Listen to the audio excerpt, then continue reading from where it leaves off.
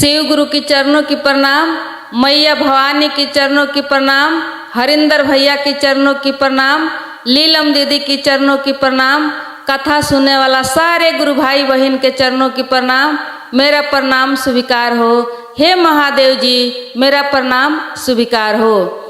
आई गुरु भाई बहन, बहुत बढ़िया एगो कथा सुनाओ तानी, जौना कथा में सुने के मिली यदि आदमी कितनो गरीब होखे लेकिन अपना ईमानदारी से चलता, ईमानदारी पूर्वक अपन काम करता, तो ओकरा जीवन में कैसे सफलता मिलेला आ कैसे ईश्वर के दया आ कृपा मिलेला। यही के संबंध में एगो गरीब लकड़हारा के कहानी बा। बहुत बढ़िया एक कहानी से कुछ सीखे के मिली, ताई ध्यान से कथा के सुनी। एगो गांव में बहुत पुराना समय के बात हो, एगो गांव में एगो लकड़ी काट के बेचे वाला लकड़हारा रहत रहलन। उ लकड़हारा बहुत ज़्यादा गरीब रहलन। उनका संपत्ति के नाम में एगो टांगी बस रहे, दोसर कुछ ना रहे। वो टांगी के सहारा से वो अपन परिवार के गुजर करत रहलन। वो टांगी लेके जंगल में जास आ वही से लकड़ी काट के लेके आवा सब बेच के वो अपना परिवार के पोसत रहलन, जियावत रहलन। वो टांगी के सिवाय वो लकड़हारा के कुछ संपत्ति ना रहे। एगो टूटल फूटल घर रहे आ उनकर परिवार रहे। तो देखी बहुत ईमानदार रहलन, बहुत नेक दिल के आदमी रहलन। भले गरीब रहलन लेकिन वो धर्म के साथ में चलत रहलन, धर्म के लेके वो अपन काम करस। एक दिन के बात हो कि वो लकड़हारा जंगल में गइल बड़न लकड़ी काटे। जब गइलन लकड़ी काटे तो एगो गाछ पर चढ़ के वो लकड़ी काटत रहलन। जैसे ही लकड़ी काटत रहलन तैसे ही उनका हाथ से टांगी गिर गइल आ गिर के नीचा एगो पोखरी रहे। वो पोखरी के भीतर उनकर टांगी चल गइल। अब जब टांगी उनकर गिर के पानी के भीतर चल गइल तब वो गाछ पर से उतर के अपन टांगी निकाले के कोशिश कैलन, लेकिन वो पोखरा जौन रहे बहुत गहीर रहे, वो टांगी निकालल संभव ना रहे। अब वो बैठ के निराधार होके लगलन वही रोए। बहुत जोर जोर से रोस, एकदम दिल से रोस कि हे भगवान, हे भोलेनाथ, संपत्ति के नाम में उहे एगो टांगी रलक हो, जौना टांगी के सहारा से हम अपन परिवार के गुजारा करत रहनी हो। आज वो टांगी ये पानी के भीतर गिर गइल। अब हम अपना परिवार के कैसे देख रेख करें, कैसे गुजारा हुई हमनी के, कैसे हमनी के पेट भरी। हम बहुत गरीब बानी, कुछ नहीं खे हमरा पास। रोज के कमाई होला वही से हम अपना परिवार के खर्चा चलाई ने। घर में पैसों नहीं खे कि हम दोसर टांगी के व्यवस्था करें। बहुत दिल से एकदम रोए लगलन। जब उनकर आत्मा से दर्द भरा रोआई जब आइल तो देखी महादेव जी ओई जल के भीतर से जल देवता के रूप में उपस्थित भइनी। आ उपस्थित होके कहनी कि हे लकड़हारा, काहे रोत रहो, कौन ऐसा तहरा परेशानी बा। लकड़हारा कहले कि हे प्रभु, हे नाथ, देखी हमरा पास एगो टांगी रलक हो। वो टांगी के सहारा से हम अपन परिवार चलावत रहनी हो। कुछ जंगल से लकड़ी काट के ले जाके बेचत रहनी हो आ वही पैसा से अपना परिवार के गुजारा करत रहनी हो। वो टांगी ये पानी के भीतर गिर गइल। वही से रोतनी कि अब हमार परिवार कैसे जी, अपना परिवार के गुजारा हम कैसे करें, वही से हम रोतनी। अब इतना बात उज्जल देवता सुननी तो उज्जल देवता पानी के भीतर गईनी। अब पानी के भीतर से एगो बहुत सुंदर सोना के टांगी लेके बाहर आईनी आ देखौनी कि देखो है ये तोहर टांगी हो, चिन्हाओ तनी। तो लकड़हारा कहले कि ना, ई टांगी तो सोना के लागता, ई टांगी हमर ना हो, हमर टांगी दोसर बा, लोहा के टांगी हो, ई टांगी हमार ना हो। अब जल देवता फेन उ टांगी लेके भीतर चल गईनी। जब भीतर गईनी तो दोसर का बार खूब सुंदर एगो चांदी के टांगी लेके उपस्थित भईनी। टांगी लेके जब बाहर आईनी तो पूछनी लकड़हारा से जे चिन्ह तो हई तोहर टांगी हो। अब वो टांगी देखले लकड़हारा तो कहले कि ना हे प्रभु हे नाथ इहो टांगी हमर ना हो, ई टांगी लागत कि चांदी के हई हमर ना होगे। अब जल देवता फिर वो टांगी लेके पानी में डुबकी मरनी। डुबकी मरला के बाद में लोहा के जौन लकड़हारा के टांगी रहे उहे टांगी लेके बाहर अईनी। बाहर जैसे अईनी तैसे उ लकड़हारा अपन टांगी देख के खुश हो गईलन, प्रसन्न हो गईलन, खुशी खुशी कहलन कि हे प्रभु हे नाथ बहुत बहुत राउर धन्यवाद बा, हमर टांगी रउआ ले आ देहनी, इहे हमर टांगी हो। अब हमर टांगी मिल गईल, अब हमर सब चिंता टेंशन दूर हो गईल, हे प्रभु बहुत बहुत राउर धन्यवाद बा। अब जल देवता उ लोहा के टांगी जौन रहे उनका के बढ़ा देहनी। अब प्रणाम करके गोड़ ला के लकड़हारा जब आगे बढ़े लगलन तब जल देवता उनका के फिर बोलौनी। अब बुला के कहनी कि सुनो तोहर जौन ईमानदारी बा वो ईमानदारी से हम बहुत ज़्यादा प्रसन्न बानी, खुश बानी। एगो गरीब हो के भी तोहरा सोना देख के चांदी देख के मन में लालच ना भइल हो। तोहर ईमान जौन बा ईमान के तो बहुत पक्का बाड़ो, तोहरा ईमान से हम प्रसन्न बानी, खुश बानी। हई तू तीनों टांगी लेके जा, सोना चांदी गिफ्ट दे देहनी। कहनी कि ये हमारा तरफ से एगो भेंट बा तोहरा ईमान के ऊपर, ये तीनों टांगी लेके तू अपना घरे चल जा। वो अब खुशी होके तीनों टांगी लेके बड़ा खुश होके लकड़हारा बड़ा प्रसन्न भइलन आ चल दहलन घरे। जाके सीधा साधा रहलन, उनका मन में छल कपट ना रहे। जाके गांव में सब लोग के बता दहलन ई बात। अब सब लोग के जब सुनौलन तो गांव में एगो औरी लकड़हारा रहत रहलन। कहलन कि चल तनी हमहू बिहान अपन टांगी गिरा देम और वैसे ही रोएम बिलाप करेम तो हमरो सोना चांदी के टांगी मिली। अब बिहान भइले उ चल गईलन वही गाछ के नीचा, वही गाछ पर लकड़ी काटे। आ लकड़ी काट के लकड़ी काटे लगलन आ जानबूझ के अपन टांगी जौन बा वो पानी के भीतर गिरा दहलन। आ गिरा के उतर के लगलन रोए बिलाप करे। फिर जल देवता बाहर अईनी। जब बाहर अईनी तो पूछनी का समस्या बा, काहे रोता रह। कहले कि एगो टांगी रलक हो, परिवार के सहारा रल टांगी, उहो टांगी आज पानी के भीतर गिर गईल, वही से हम रोतनी। अब जल देवता भीतर गईनी पानी के भीतर। अब पानी के भीतर जाके आ एगो सोना के टांगी लेके अईनी। कहनी कि देखो हई चिन्ह तोहर टांगी हो। लकड़हारा देखते कहले कि हाँ इहे हमर टांगी हो, दे दिया हमर टांगी। हमर टांगी मिल गईल, हमर चिंता दूर हो गईल। जल देवता कहनी कि जकरा पास सोना के टांगी रही उ भला लकड़ी काटे कैसे आई, लकड़ी के काम उ कैसे करी। ई टांगी तोहर ना हो, तोहरा मन में लोभ बा लालच बा। अब ए टांगी के संगे संगे तू अपन लोहो के टांगी गंवा दहलो। कह के उ पानी में डुबकी मार दहनी। कहनी कि लोभी आदमी के, लालची आदमी के लालच के फेर में पड़ के आपन संपत्ति भी गुमावे के पड़ जाला।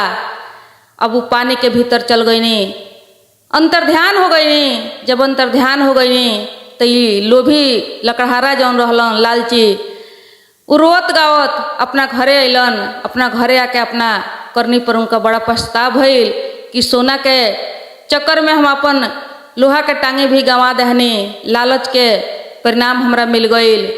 तो देखी गुरु भाई गुरु बहिन, आदमी कितनो गरीब होखे लेकिन यदि ईमान पर चलता तो एक ना एक दिन ओकरा ईश्वर के कृपा मिलेला। ईमान में उ शक्ति बा। ईमान धर्म हो, धर्म से जे चलता, ईमान से जे चलता ओकरा एक दिन कोनो ना कोनो रूप से ईश्वर के दया मिल जाला और ओकरा सब चीज़ पूरा हो जाला, सब खुशी मिल जाला। काहे कि भगवान हर जगह बानी, जल में थल में, हम में तुम में, हर जगह व्यापक राम। कहीं बानी यदि हमनी के ईमान सही बा, हमनी के नेत सही बा, हमनी के धर्म सही बा, तो कहीं हमनी के ऊपर यदि संकट पड़ता, कहीं अगर हमनी के समस्या में उलझता निसन तो हमनी के महादेव जी वही जो हमनी के सहारा बन के मदद करे चलाएं। कोनो ना कोनो रूप में जल देवता बन के आ जाएं। आगे में अग्नि देवता बन के आ जाए, कहीं भी आ जाए, कोनो रूप में आ सकतानी। बस हमनी के ई मन जौन बा सही होखे के पड़ल, मन के अंदर ईमान होखे के पड़ल, विचार होखे के पड़ल, सही नेत होखे के पड़ल, कर्म सही होखे के पड़ल। गलती काम भी कर्मे हो, सही काम भी कर्मे हो, लेकिन कर्म में छनौट बा, सही के परिणाम सही मिलेला, गलत के परिणाम गलत मिलेला। तो उसे हमनी के सही कर्म करे के चाही, अपना ईमान पर रहे के चाही। आ कहीं भी रही अपना सही कर्म पर यदि बानी तो हमनी के कोनो भी परेशानी में ज़्यादा देर तक हमनी के उलझे के ना पड़ी, फंसे के ना पड़ी। परेशानी तो अबे करी, दुख अबे करी, लेकिन ज़्यादा देर तक ना रही। हमनी के महादेव जी हमनी के साथ बानी। कहीं घर ना कहीं भी हमनी के रहल जाई तो हमनी के समस्या का हल हो जाई, सब समस्या हमनी के दूर हो जाई। तो हमनी के अपना महादेव जी पर विश्वास कइला, अपना ईमान पर, अपना धर्म पर, अपना कर्म पर हमनी के ध्यान दे के चल जाओ आ 3 सूत्र के पालन करल जाओ। 3 सूत्र के पालन में बहुत शक्ति बा। नमः शिवाय के जाप कइल जाओ, अपना गुरु के मन में बसौले रहल जाओ। आई गुरु भाई बहन, बहुत बढ़िया एगो कंगन के चमत्कार के कहानी सुनाओ तनी। ई कंगन जौन शिव गुरु के नाम से बा हमनी के लगाई ने सन। यही कंगन के देखल जाओ कि साधारण कंगन बा या ये कंगन के लगावला से कुछ लाभ या हानि बा। ताई प्रेम से कहानी के सुनी दीदी। एगो गांव में एगो पंडित जी या एगो पंडिताइन रहेलो। पंडित जी या पंडिताइन के 2 गो छोट छोट बेटा रहेलो।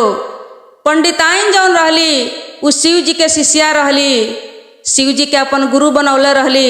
बड़ा प्रेम से श्रद्धा से शिव जी के गुरु बना के शिव चर्चा में जास, हाथ में कंगन लगौले रहली। बड़ा उनका श्रद्धा रहे, प्रेम रहे शिव जी से। लेकिन उनका मन में लागे कि हम ज़्यादा दिन तक जियम ना, हम मर जाएम, ऐसा ही उनका मन में काहे नु एहसास होखे, अनुभव होखे। तो पंडित जी से कहली एक दिन कि ये पंडित जी, हमर जब मृत्यु हो जाई तो रउआ अपन जोड़ी लगा लेहेम, अपन दूसर शादी कर लेहेम। पंडित जी कहनी कि काहे ऐसे कहतारू, ऐसा शब्द ना बोलल जाला। लेकिन पंडिताइन कहली कि ना, हम लागत है कि ज़्यादा दिन तक ना जियम, हमर मृत्यु जल्दिए हो जाई। जब हमर मृत्यु हो जाई तो रउआ शादी जरूर कर लेहेम। अब पंडित जी कहनी कि हम अपन शादी कर लेम, आ हई 2 गो लइका बालो, ए लोग के रेख देख के करी। तो पंडिताइन कहली कि ए लोग के चिंता रउआ मत करी, ए लोग के जे देले बा, जे ए लोग के जन्म देले बा, खुद ए लोग के रखवाला हुईहन, संभलियन। रउआ ए लोग के टेंशन में मत रहे, ई जेकर ह लोग से खुदे ए लोग के देखी, रउआ अपन शादी कर लेम। लेकिन जब हम मर जाएम तो हमरा ही हाथ में जौन कंगन बा, एक कंगन के रउआ जराएम जौन, ये कंगन सहिते हमरा के फूके नत ले जाएम, एक कंगन के निकाल के कहीं रख देम। अब ऐसा ही करते करते कुछ दिन के बाद पंडिताइन के सच में मृत्यु हो गई दीदी।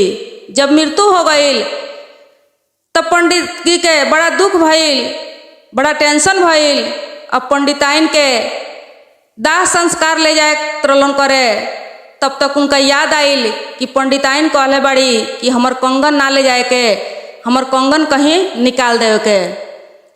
अब वो चिता पर से पंडित जी पंडिताइन के कंगन निकलन। कंगन निकाल के एगो केरा के गाछ रहे उनके बारी झाड़ी में पछुआरा, वही जा ले जाके उ कंगन के लटका देहलन। आ लटका के ले जाके पंडिताइन के दाह संस्कार कैलन। दाह संस्कार कैला के बाद बड़ा उदास रहस, बड़ा चिंता में रहस। तो कुछ दिन के बाद गांव वाला लोग कहलक कि पंडित जी रउआ एगो शादी करी, जब शादी कलेम तोरा और चिंता दूर हो जाई, आ हई 2 गो जौन लइका बालो ए लोग के भी रेख देख करे वाला आदमी हो जाई। पंडित जी तो पहले तैयार ना भइनी, लेकिन कुछ दिन के बाद पंडित जी के पंडिताइन जौन कहले रही उहो बात याद आवे, आ 2 लइका भी लौके। तो सोचले कि शादी कर ले तनी। पंडिताइनो हमर काहे न काहे कहले बाड़ी कि शादी कर ले के, तो हम उनकर बात हम मानतनी। अब पंडिताइन के बात मान के पंडित जी दूसर शादी कैले।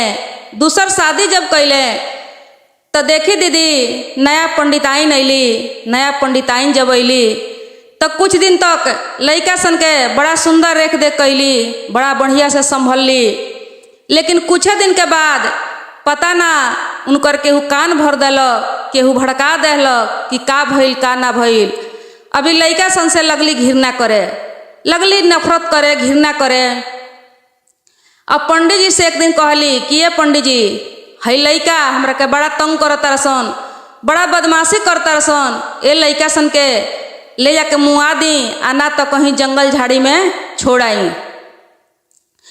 तो पंडित जी कहनी कि हमरा से ही काम ना होई, हम कैसे लड़का सन के मुआएम चाहे जंगल झाड़ी में छोड़ेम।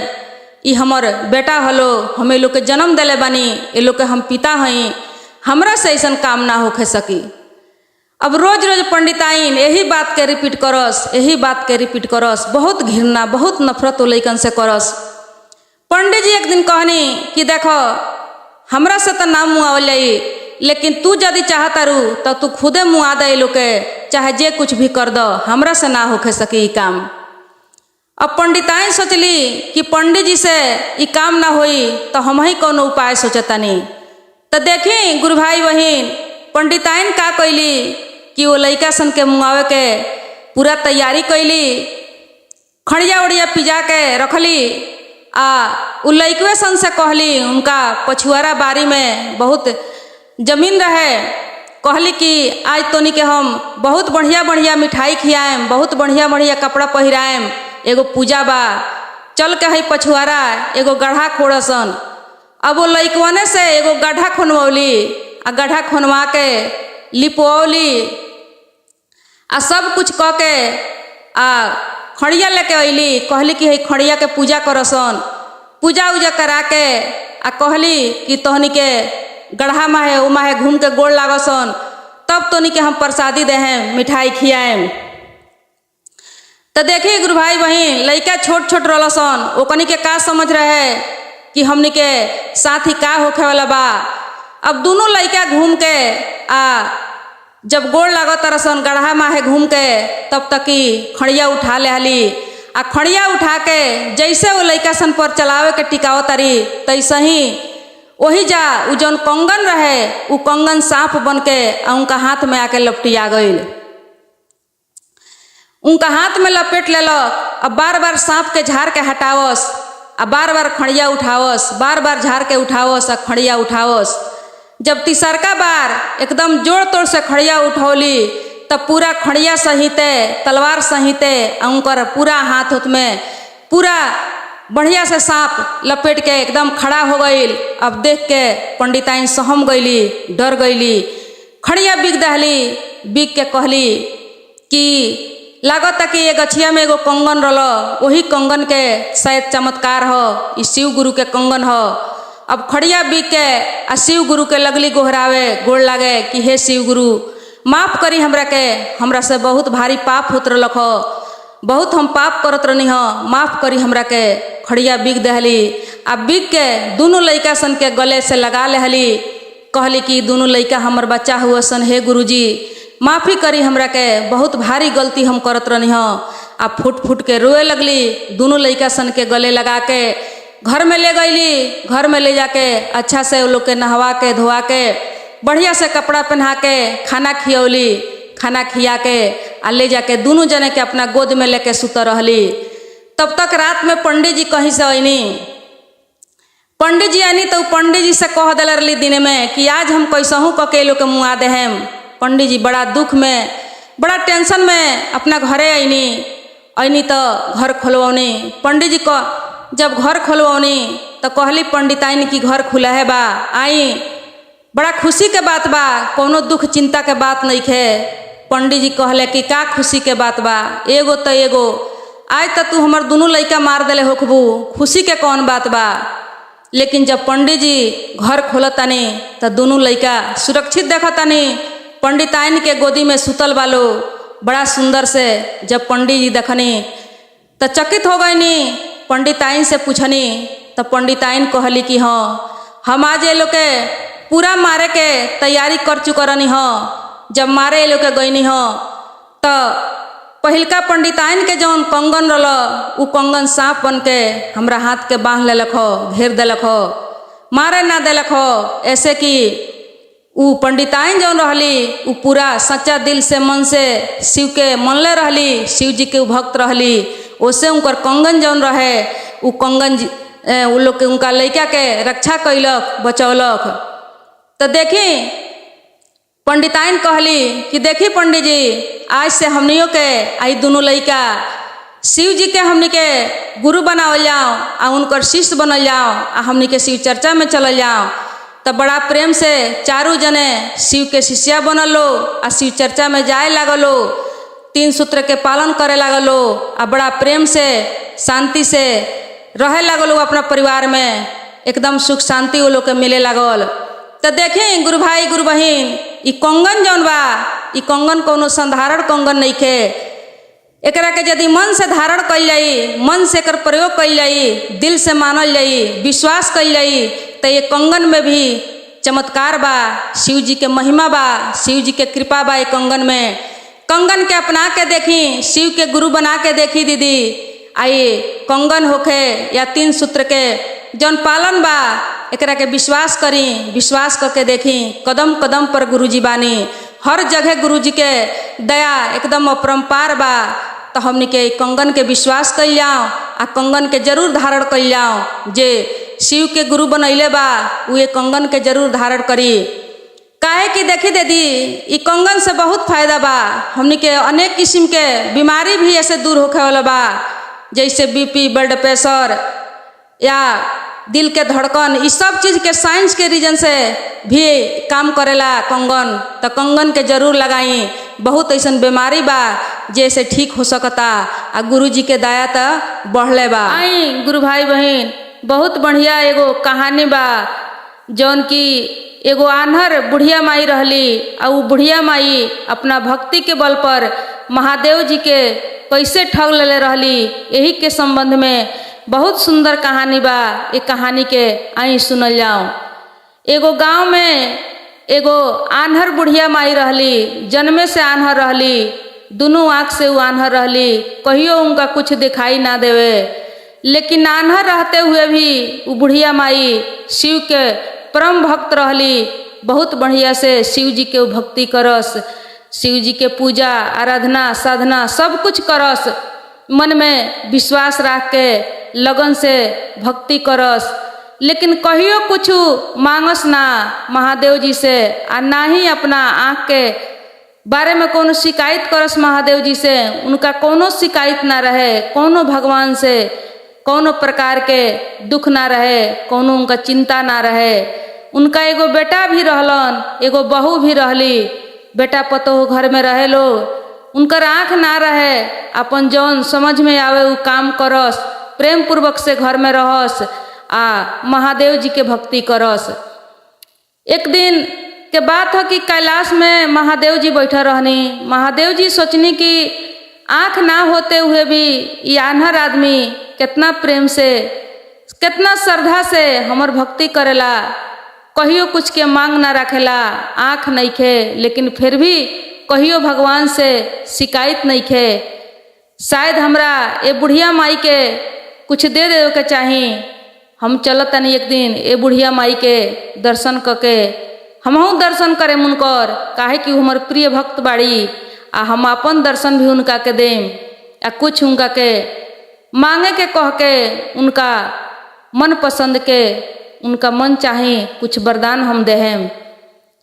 अब महादेव जी एक दिन आईनी धरती पर आईनी तो बुढ़िया माई घर से बाहर एकांत जगह में एगो पेड़ के नीचे बैठ के बहुत सुंदर से शिव जी के साधना में लीन रहली, मन में बैठा के महादेव जी के ध्यान धैले रहली। तब तक महादेव जी वहाँ पहुँच गईनी।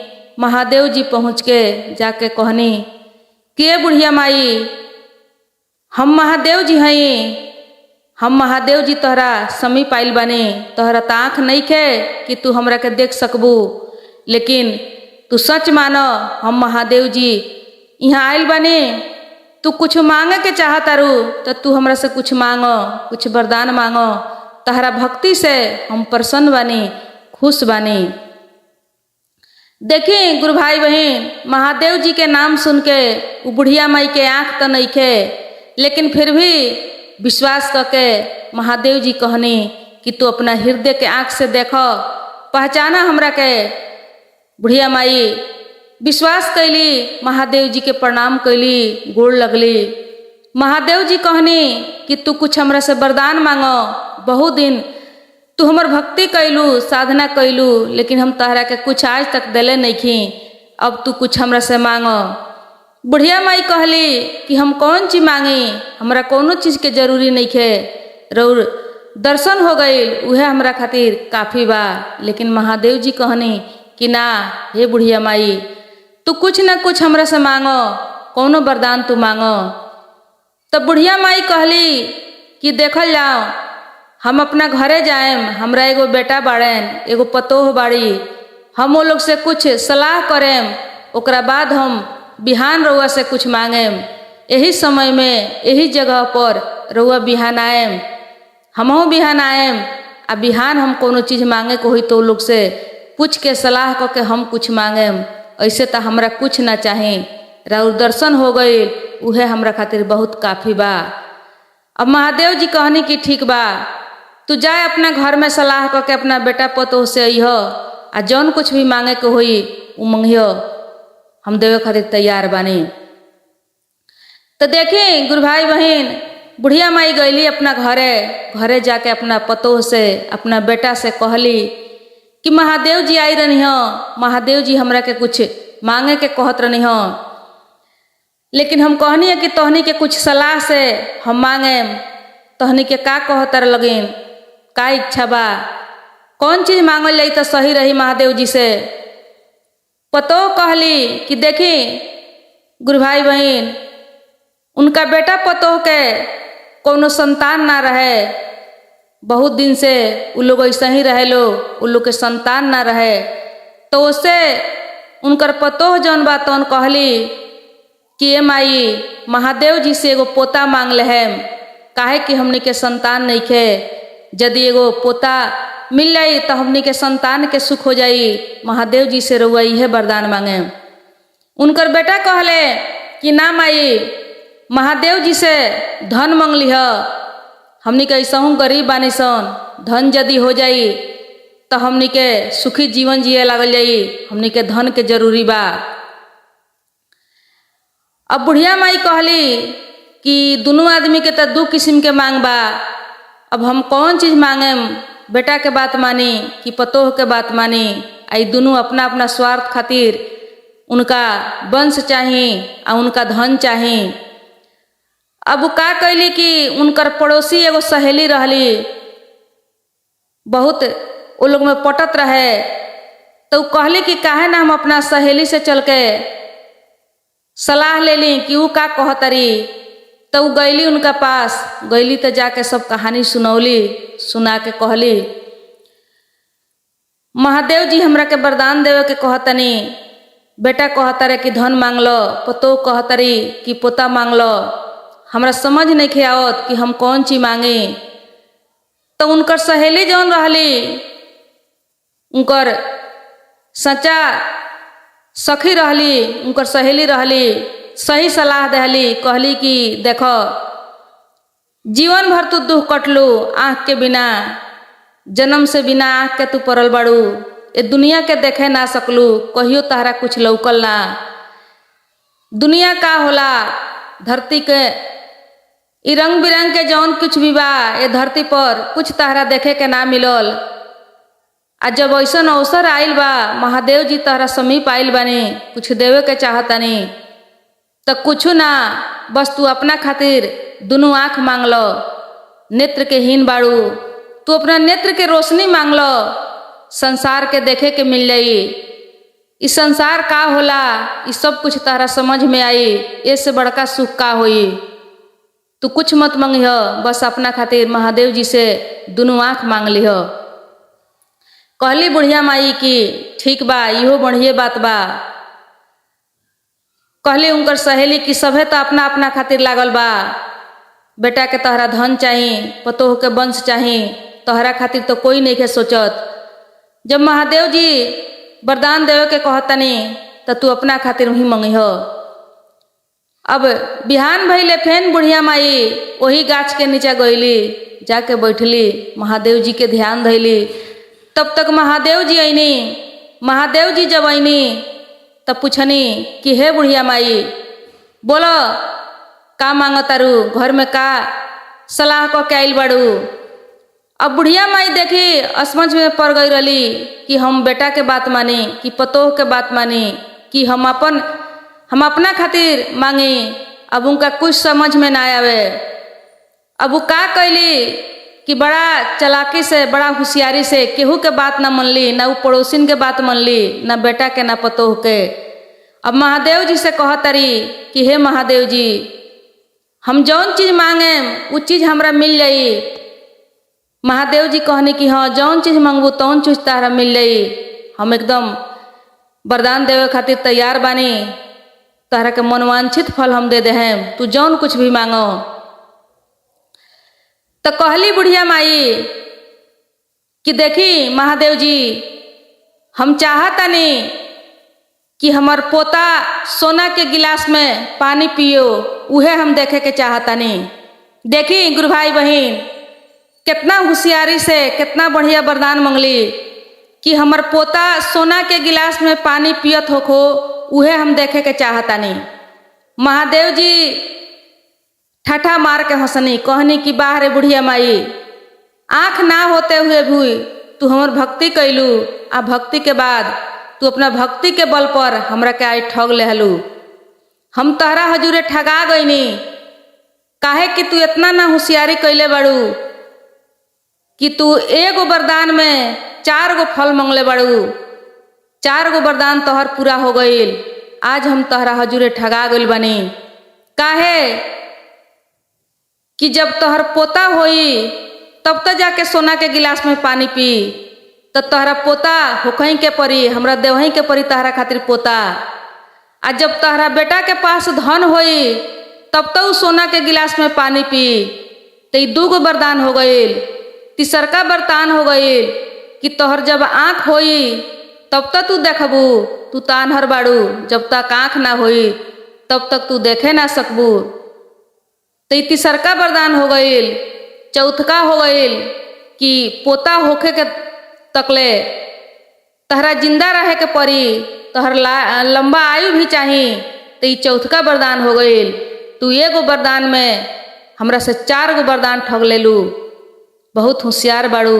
महादेव जी प्रसन्न होके ये सब वरदान बुढ़िया माई के दे देनी। कहनी कि ठीक बा, जा आवेला समय में तोहर पोता सोना के गिलास में पानी पी, आ तू देखबू। देखी गुरु भाई बहन, एगो सच्चा भक्ति में इतना दम बा कि महादेव जी के ठग भी सकल जाता अपना भक्ति के बल पर। लेकिन वो ठगी कोनो ठगी ना हो, ऐसे कि वो भक्ति के बल पर, भक्ति के दम पर महादेव जी वहाँ आईनी। लेकिन महादेव जी अपना भक्त के अपना सच्चा भक्ति देख के खुशी में उमंग होके कहनी कि तू आज बुढ़िया माई भक्ति के बल पर हमरा के ठग लेलू। तो उनका सब सपना पूरा हो गईल। महादेव जी के भक्ति कैली, विश्वास कैली, कहियो शिकायत ना कैली कि हमरा आँख नहीं खे, भगवान हमरा के आँख नहीं खन देले। बहुत लोग बा कि सब कुछ मिलल बा, हाथ गोड़ आँख नाक कान सब कुछ मिलते हुए भी भगवान से शिकायत बा। अपन अपन दुख लेके सभे खड़ा रहेला। जब भी कहीं जाई मठ मंदिर में तो एगो ना एगो कमी दिखाई, अपन कमी कमजोरी बताई कि हमरा जीवन में हई दुख बा, हमरा जीवन में हऊ दुख बा। लेकिन वो आन्हर बुढ़िया माई कहियो अपन दुख ना सुनौले रली, सीधे भगवान के भक्ति कैले रली सच्चा दिल से, सच्चा मन से। तो आवे वाला दिन में उनकर सब कुछ पूरा हो गईल। ऐसा ही यदि सच्चा दिल से, सच्चा मन से भक्ति कैल जाई तो हमनी के महादेव के सब लौकता कि हमरा भक्त के जीवन में कौन चीज के कमी बा। वो कमी हमनी के अवश्य पूरा होई, सब सपना हमनी के साकार हो जाई। तो ऐसा ही हमनी के कथा सुनत रही, शिव चर्चा करत रही, शिव जी से जुड़ल रही, विश्वास राखी, सब सपना पूरा होई, सब सपना पूरा होई। हर हर महादेव।